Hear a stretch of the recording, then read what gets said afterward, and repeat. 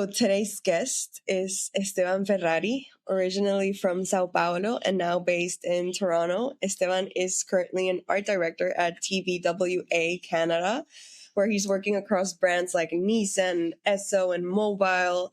And before that, he spent time at Leo Burnett Canada and Cosette Toronto, contributing to campaigns for names like Cadillac and McDonald's, Starbucks. He's also a drummer, which means he's been building a pretty strong tolerance for feedback since day one, especially from his neighbors.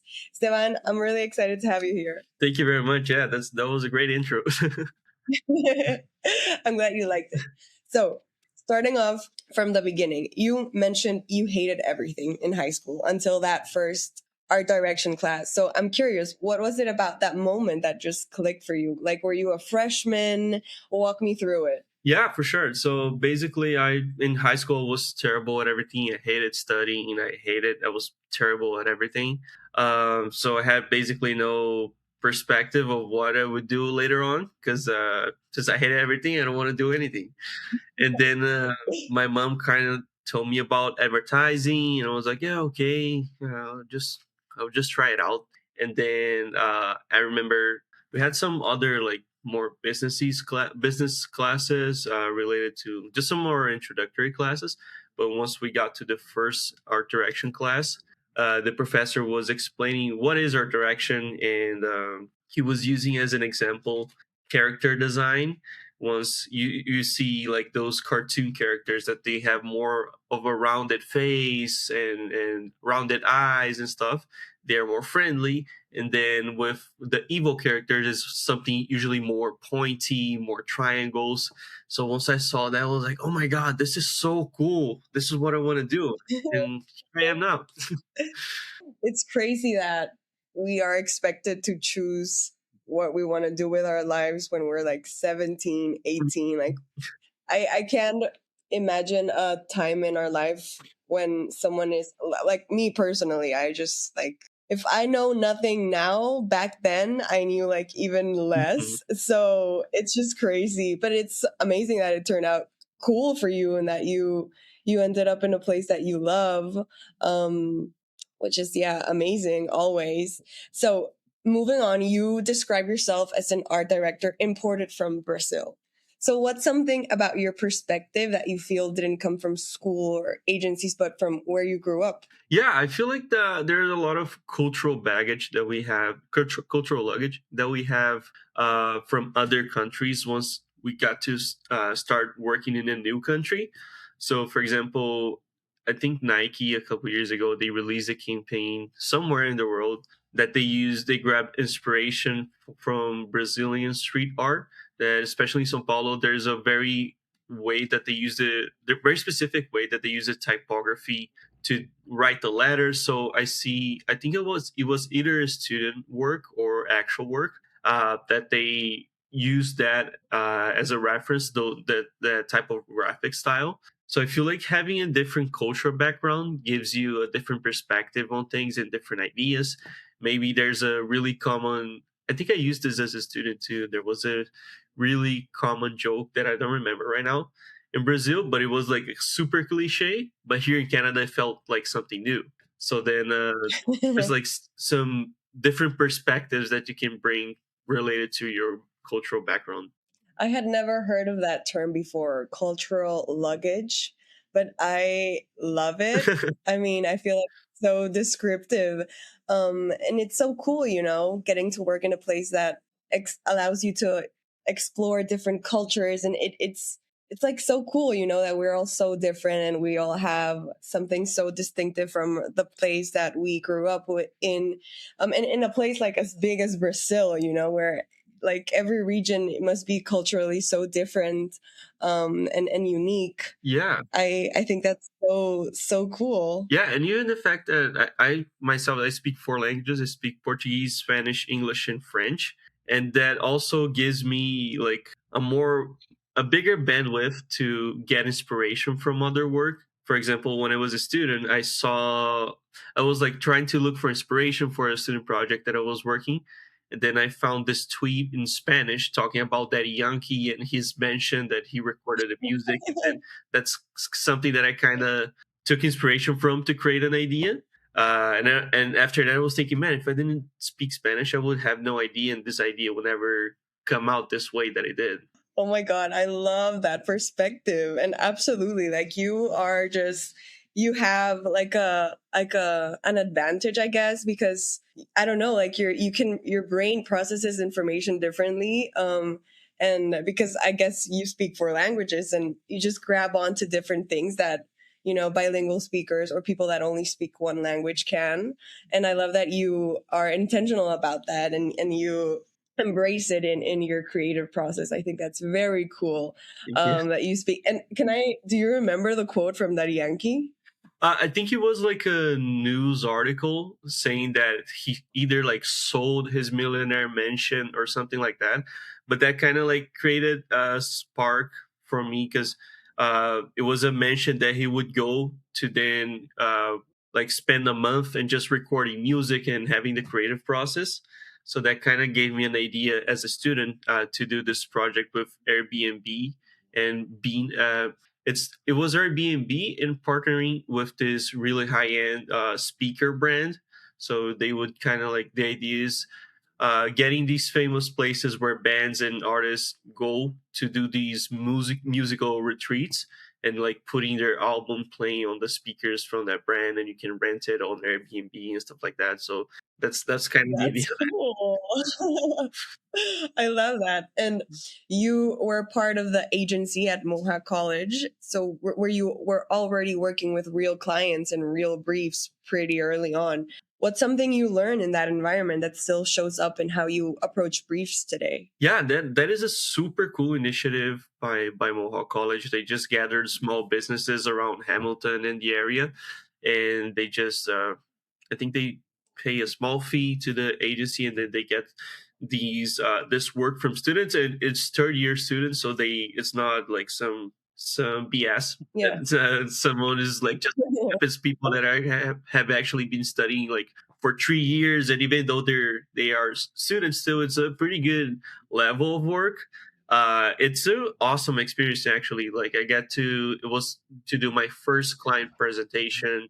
Uh, on my project specifically, we were working with a coffee shop inside of a velodrome in Milton.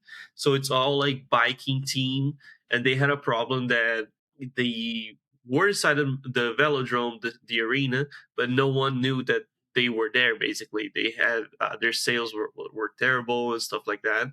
So then we went inside, and me and my group, we went inside, and then we did a whole redesign of the interior of the cafe. Like we went to IKEA and grabbed some stuff for them. We did an advertising campaign. We did a social campaign on their media channels. So that was an amazing experience to have as a student, just preparing to go out into the industry. Yeah. That's a really cool initiative. Absolutely. Like I feel more colleges should implement it, Oh you yeah, for know? sure. And you have worked on brands like McDonald's and Cadillac, Starbucks pretty early in your career. Like, can you walk me through the first time you saw your work actually out in the world? Like, what did that feel like? Yeah, it was so cool. Like first, I think the most special one for me was McDonald's. It's kind of funny you explaining to your mom that she paid all these years of college for you to work at McDonald's, but it's in a good way. um, then yeah, for McDonald's, it was the work that I got to see personally, and it's one of my favorite ones still. Is they had this partnership with Pascal Siakam. It was this basketball player from Toronto Raptors, and but then he got traded to another team. And in basketball, I was not used to this, but the trades just happened overnight, and then on the other day, you're just playing for the other team. So on Valentine's Day in the year, he was coming back with his new team to play against the Toronto Raptors, his old team. So it Okay. was kind of they kind of like briefed us in like on Monday, and we had to get something for Wednesday. Uh, they wanted to do kind of like a Valentine's Day card, like "Thank you, Siakam," like some stuff like that from like "Toronto loves you," this type of stuff. And they wanted an actual artist to do like a live painting of this huge board that they would have around the entrance of the stadium, and then like Monday at like 4:55 p.m. They were like, "Oh, no one told you? You're the one doing the design." So I'm like, "Oh my god!" And then like I just worked that night like crazy, and I came up with a design that they liked, and it was I was really happy with it too. At the end, I was mixing a lot of physical media with like digital media. I was drawing stuff and then putting on the computer and stuff. It was a really nice process to do it, and then to go out again on Wednesday and see this huge board that I designed with these little Valentine's Day cards that they had on the local McDonald's. It was super cool. Oh my god, I can't even imagine. Like it's McDonald's, Mhm. like it doesn't get like more big or Yeah, iconic than McDonald's. Like that's so cool that you got to be a part of that and so early on in your career. Like very, very cool. thank you. And when you're working on big brands, how do you make sure your work doesn't just feel like correct, but has personality, you know? Yeah, I feel like first, I know this is hard, but trying to work with brands that resonate with you. That is I feel like that plays a big role into it. For example, Nissan. I really like cars. I love cars, and I like a lot of the underground world of cars. So Okay. car meets performance mods and all this kind of stuff, which is something really different from the just a Nissan regular. Hey, I'm Nissan, the safe car and whatever.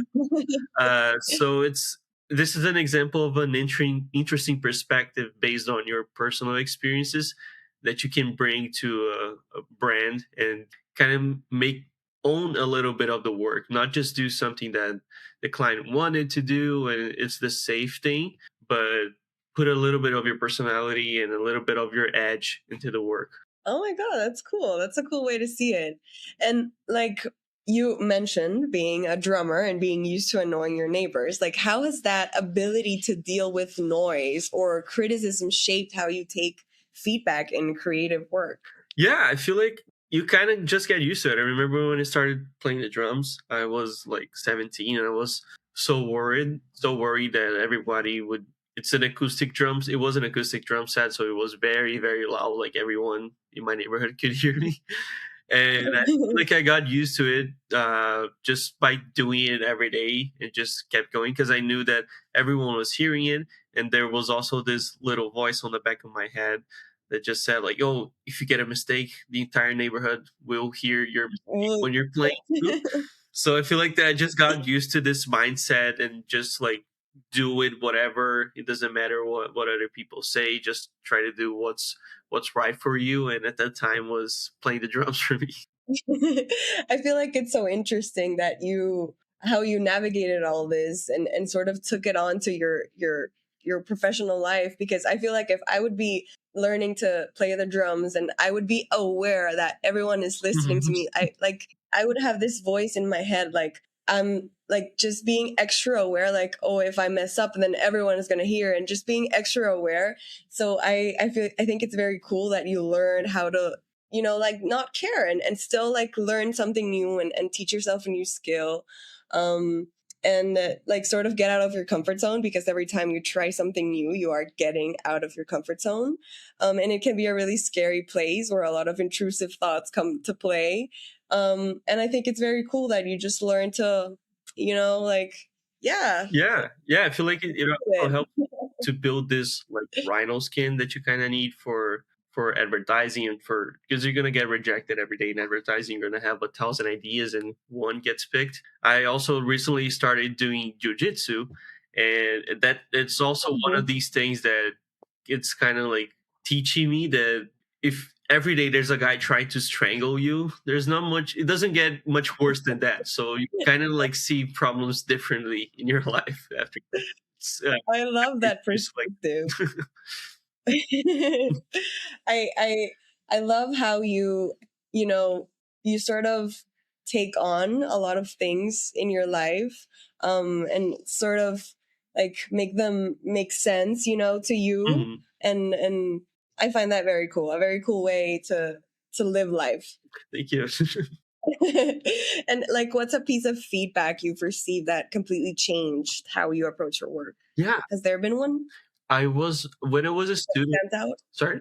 No, I'm sorry, just like one that stands out, but go ahead. Yeah, yeah. When I was a student, I feel like the biggest one that impacted my work in all ways, it was that I just used to just write everything on the computer and like just seeing screens with everything.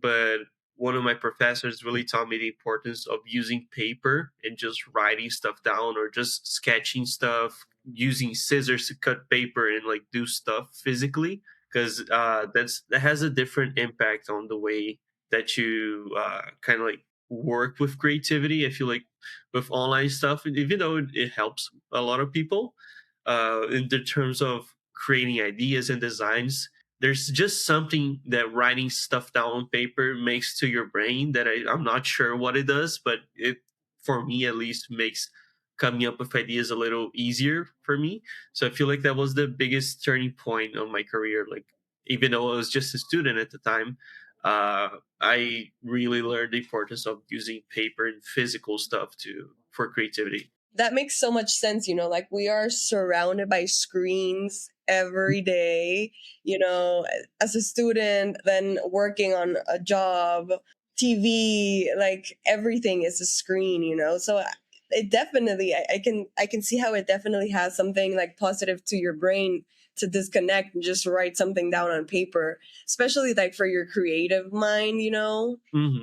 like that's a very simple but powerful, and I can see how it's so life changing, that advice. Yeah, yeah. I have no idea why, but that just worked for me. There definitely must have been must it must be some science behind it. I'm gonna tell our producer to clip in this, to add in this clip like some sort of fact that Hmm. helps this, that backs this up.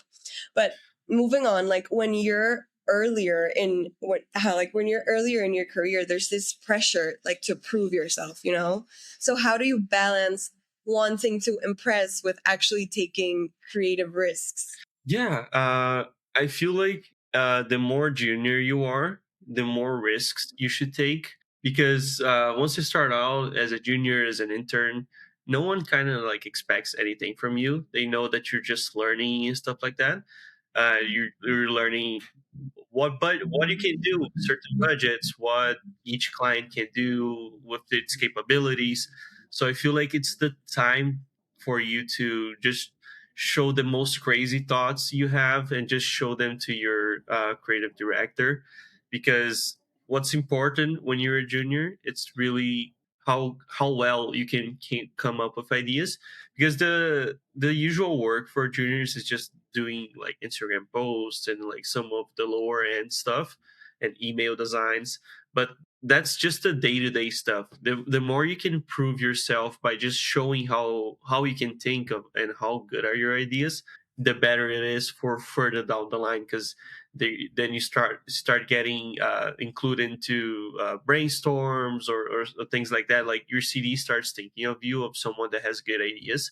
So my advice for people that are starting out, don't be afraid of showing your ideas. Just go all in, because that's the perfect timing to prove yourself, and know that probably nothing will get done of the idea, but you're still showing thinking and you're showing proactivity. You're showing that you want to be there, you want to do cool stuff, and that's the most important. That's nice. And like I'm not a creative, I'm a storyteller, like I'm not in that, like submerged in that world, but I can see how it must be very scary, especially for a junior, taking those risks, like putting yourself out there. Yeah, it must be very scary, like, or me personally, like if I put myself like in their shoes, in that position that they are in that time, like being a junior, like I would be like very scared, like, oh my god, what if I'm gonna say something like really really stupid and they're gonna think less of me. Hmm. So I feel like it must be very important for like the leader to create an environment that, the everyone feels like confident enough to and safe enough to like say crazy stuff and bring a crazy idea, you know Exactly. Yeah. Like the even yeah. If you're scared of saying in front of everyone else, you can just have meetings one on one with your creative director or stuff like that. But once yeah. this environment is created on an agency that ideas are accepted. No one's gonna judge you. That's really great because you're right. Like when once you start out, everyone looks super cool and super creative and stuff like that. So it's another barrier to show your creative ideas. I have spoken a lot with leaders, you know, in the creative world, and they emphasize the importance of creating an environment where everyone feels safe, to get weird. You know, I spoke with this executive creative director who she really fostered the weirdness in her group. Like the weirder, the better. Like don't be scared of being weird. Don't be scared of like the power of being weird. You know, Hmm. because I feel like we must be so like scared to be normal and say the right thing and like normal, you know? Hmm. But normal in the end it's boring. It can be like really boring and limiting. So yeah, I always remind myself of this thing that this Jen, Oh, that's this leader, yeah, she fostered, she wanted to foster an environment where everyone felt safe to be weird. And I love that. Um, and like, have you had a moment where you had to present work you weren't like 100% sure about? Like, what did you learn from how that played out? yeah. I feel like uh, I totally had times like these that I was stuff that I was not 100% sure about, and I feel like what you can think of is sometimes it's not your fault that you're not sure about the work. Uh, I feel like for people on the outside that don't work in advertising, it's easy to see, oh, that guy did that ad, or that other guy, Yeah. but it's so many people. There's so many aspects that define an ad, what of what it is. There's the budget, there's the client expectations. If the client has a partnership, there's the partnership expectations with this client, and then there's your CD expectations of this, and then there's your accounts people expectations. So everyone gets to touch a little bit and shape a little bit the form. So I'd say most of the times you're not going to be 100% comfortable presenting. Mhm. Is not gonna be what you're expected of the work or what you're initially. Because sometimes you have we have like super cool ideas, and then, oh, but we can do this with this budget, but what if we do this version that is not as cool but it still works? So you always have to be comfortable presenting stuff that you're not going to be 100% on it, because there's so many external factors that it's not always what you thought of initially. Yeah. And what do you think more senior creatives sometimes forget about what it feels like to be early in your career today? Uh, I feel like they sometimes they forget that how scary it is to be, especially during my time. The generation of senior creatives CDs that are now on the CD rolls, they were from a time that when those CDs now were juniors back then. The industry was so much harsher. Like they would sleep 2 hours, like they would sleep at the agency, work overnights, and like just be 24/7. And their CDs at the time would be very rude to them. So that's how they kind of like learned that, oh, it's, Really? oh yeah, yeah. I heard some terrible horror stories from the past. Horror I, stories. and That's crazy. And what do you think changed? Like Yeah, yeah, from exactly. And then I feel like most of them, not most of them, I feel like some of them might still not have this mentality of like, oh, you have to go through this. But I feel like some of them might think of some of the struggles that you go as a junior as, oh, it's just a rite of passage. You just have to go through this and stuff.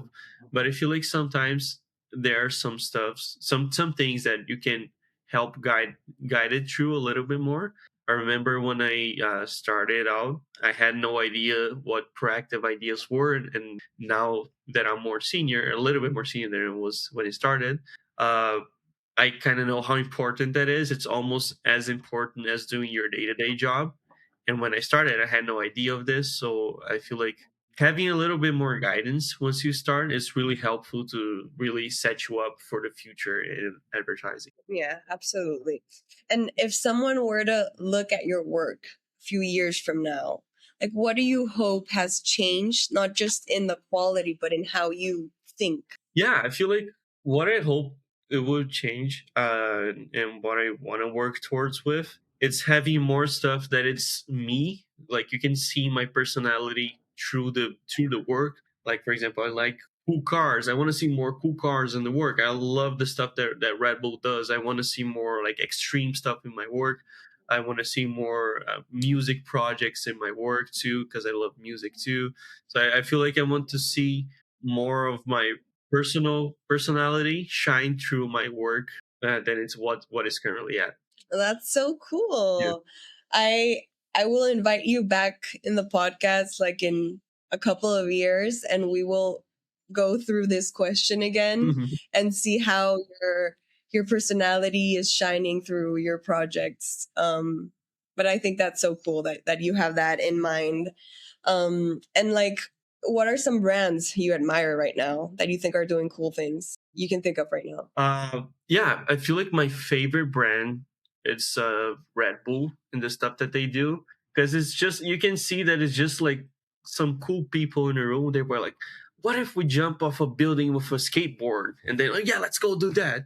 Or like they get a car in motion and then he goes through a loop and then he jumps. Like it's just some cool stuff that people are thinking, well, what if we do that? And they're like, let's do it. Let's go right now. That's really cool. I love Red Bull. I love Liquid Death too. They have a little bit of this Red Bull spirit of like, what if there was a commercial that they did? It was kegs for pregs, so it was like water kegs for pregnant women, and then I'm sure that the way that this idea come up was like, dude, kegs for pregs, that rhymes, and they're like, let's do it. It was at least the initial part of it. I'm sure that it was something around this, and I really like this environment of like just coming up with cool stuff and just doing and trying stuff out. I love it. That was a great answer. This has been such a cool conversation, Esteban. I don't know if you hear a helicopter passing right now. Yeah, Completely interrupted. Great timing. But thank you so much for the time. I mean, it was a very interesting conversation, and I feel like you were able to explain everything in such a clear, concise way. I think you're a really cool human being, and I'm very excited to see like what life has in store for you. So yeah, thank you so much for making the time and for sharing your insights and your stories and your advice. Yeah, it was. I really, truly, truly enjoyed it. Thank you very much. Yeah, it was great meeting you too. This was my first podcast participation, so I hope I did well. And thank you very much for inviting me. You did great. You've been listening to Fully Managed, brought to you by Penji. Check out the show notes to learn more about today's guest, and to learn more about Penji, the human-first creative subscription service, head over to penji.co. And by the way, if you're still listening, it would mean the absolute world to us if you were to share this podcast with a friend, and of course, subscribe.